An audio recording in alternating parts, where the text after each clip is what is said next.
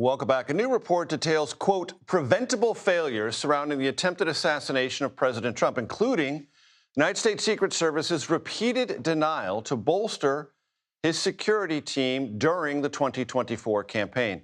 The Senate Committee on Homeland Security and Governmental Affairs released that report yesterday, exactly 1 year after a gunman shot President Trump at a rally in Pennsylvania. Joining me now, White House correspondent for the New York Times, Tyler Pager, and senior White House reporter for the Washington Post, Isaac Arnsdorf.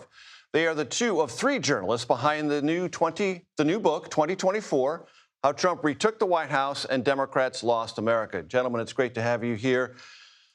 There was 8 or 10 pages from your publisher of notes from the book, the thickest compendium I've ever received. Compliments on that. I want to go to things that are not related to the politics, but are related to the threat environment around President Trump and how concerned his campaign was even before, certainly after the attempted assassination attempt. You write that there was an unidentified drones in Los Angeles and rural Pennsylvania prompted panic among Trump's staff and Secret Service detail in September 2024. Social media threat to shoot Trump's motorcade at a Long Island rally prompted evasive measures.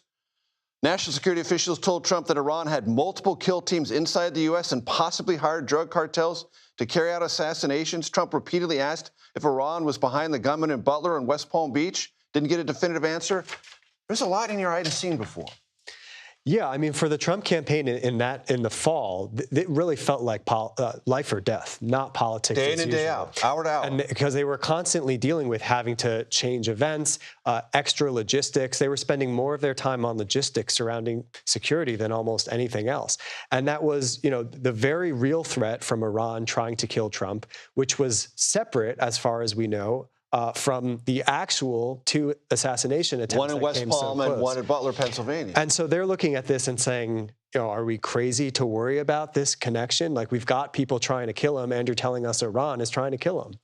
They weren't crazy, were they, Tyler? They had real reasons to be fearful. Yeah, I mean, there were security threats across the spectrum as he was trying to run for president. And I think it is an interesting moment, right? Trump is, just a few weeks away from the election. He also already felt like he was running for his personal freedom. He tied these criminal cases to this broader idea that the best way out was to win the presidency. At the same time, he's facing real and severe threats. They're sending decoy planes, taking different routes to the airport. There's just a lot of stress and anxiety within the Trump universe. We write descriptively in the book about just sort of the fear among the campaign staff over jokes in the campaign headquarters in West Palm Beach. There's just, I don't think we can overestimate how much concern there was because of the very real security threats facing him and his allies at the end of the campaign. You alluded to this, but there's also something I think it's very important in the book that talks about what a galvanizing moment it was internally for Trump,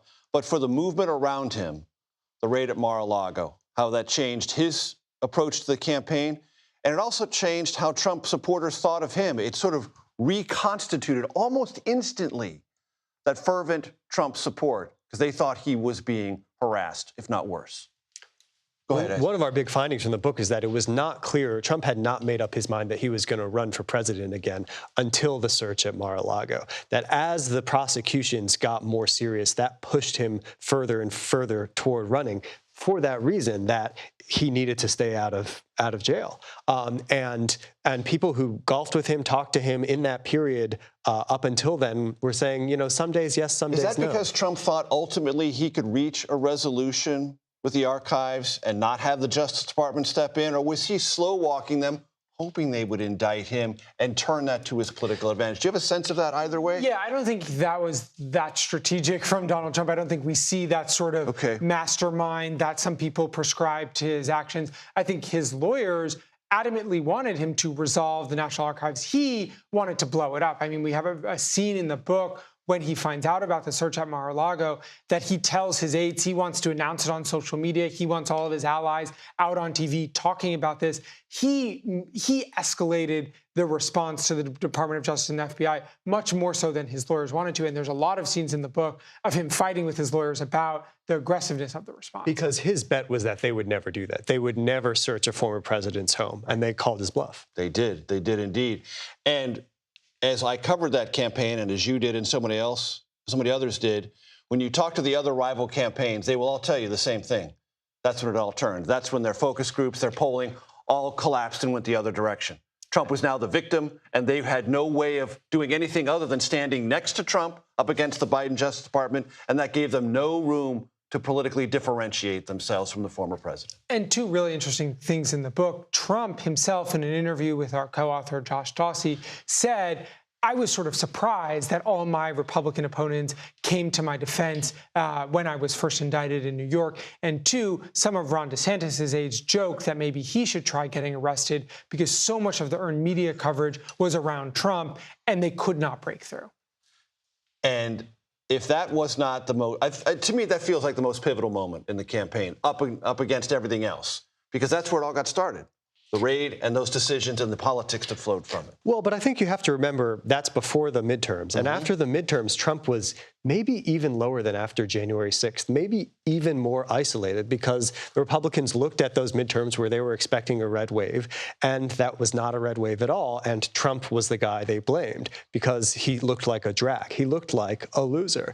And it was only because DeSantis waited a while, didn't launch his campaign until the following May, gave Trump this huge head start to rehabilitate himself, remind Republicans why they liked him, give them some time to get over the sting of the midterms. He really took advantage of that head start to improve himself and also to demolish DeSantis. One campaign advisor described it as firebombing him on the runway.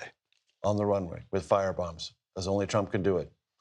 Tyler Pager, Isaac Arnsdorf, thanks so much. Appreciate it. Congratulations on the book.